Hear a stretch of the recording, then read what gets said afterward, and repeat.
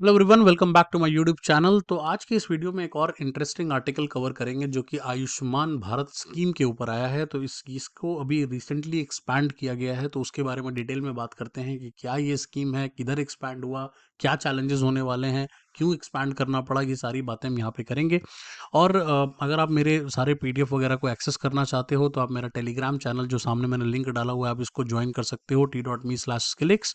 और अगर आप मेरे सारे नोट्स प्लस मेरे सारे पीडीएफ मोर देन 500 से भी ज़्यादा मैंने ऑर्गेनाइज तरीके से बिल्कुल अपने फोल्डर में लगा रखे हैं, तो अगर आप उसका एक्सेस लेना चाहते हो तो आप ज्वाइन का बटन दबा सकते हो यूट्यूब पे और उससे आप उसको एक्सेस कर सकते हो, which is very very affordable. Monthly plan is just for 399। Okay, अब अगर बात करते हैं इस स्कीम की तो लेट्स बिगिन।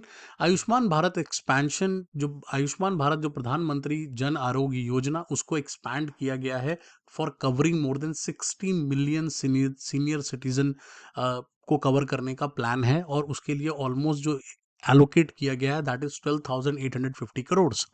अब हुआ क्या था कि जो पहले हमारा जो ये जन आरोग्य योजना था वो कहीं ना कहीं इतना ज़्यादा सीनियर सिटीजन पे फोकस्ड नहीं था।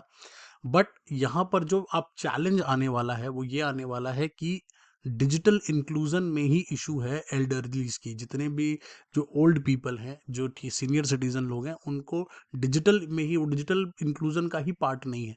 तो इसीलिए कोई भी आप स्कीम लाते हो तो वहाँ तक पहुँचा पाना, उन लोगों तक पहुँचा पाना कहीं ना कहीं चैलेंजिंग होता है।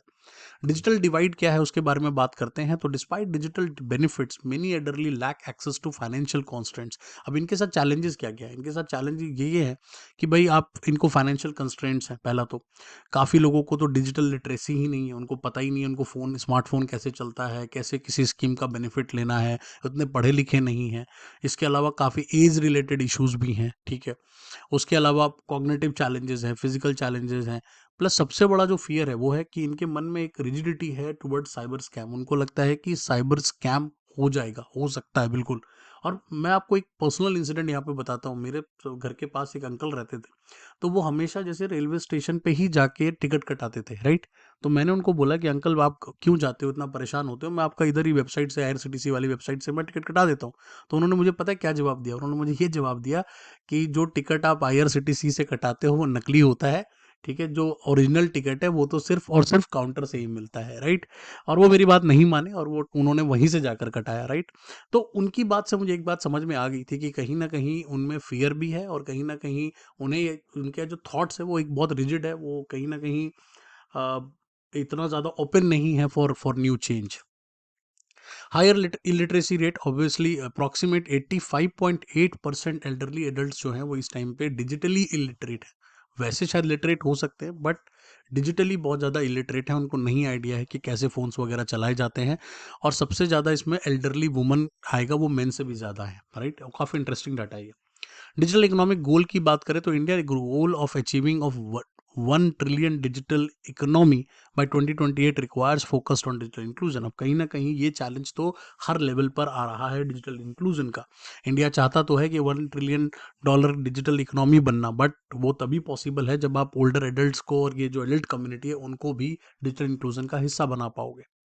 एक्सेसिबल आईसीटी डिज़ाइन, अब यहाँ पे ICT should be design with universal accessibility. अब होता क्या है कि जो आईसीटीज बनाए जाते हैं इस टाइम पर, जो जो भी हार्डवेयर सॉफ्टवेयर बनाया जाता है वो कहीं ना कहीं इतना थोड़ा कॉम्प्लेक्स होता है, वो इतना इस तरह से डिज़ाइन नहीं है कि वो यूनिवर्सली एक्सेप्टेबल हो सके। तो कहीं ना कहीं अगर आपको एल्डरली की यूनिक नीड्स को कैटर करना है तो उसके लिए आपको डेडिकेटेड और सिंपल आईसीटीज चाहिए होंगे जो इजीली उनको सिखाए जा सकते हैं।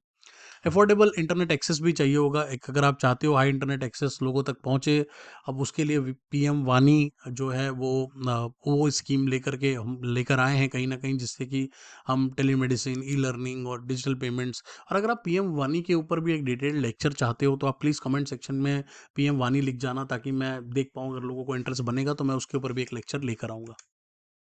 डिजिटल लिटरेसी प्रोग्राम की बात करें तो एनजीओ और गवर्नमेंट इनिशिएटिव्स लगातार लिए जा रहे हैं इसके ऊपर कि वो एल्डरली को भी इसमें इंक्लूड कर सके।